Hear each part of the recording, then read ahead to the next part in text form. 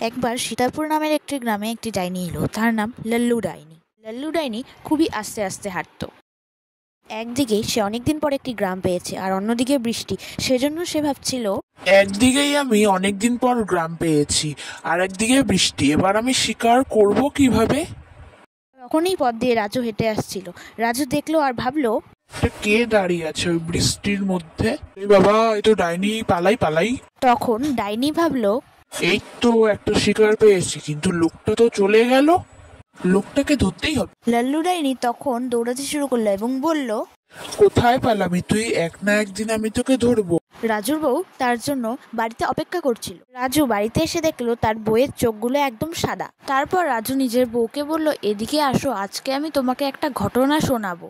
রাজু বলল, আজকে আমি ডাইনির কবলে পড়তে পড়তে বেঁচে গেছি। কিন্তু তার বউ কিছু না বলে চুপচাপ সেখানে দাঁড়িয়ে দাঁড়িয়ে রাজুর কথা শুনছিল।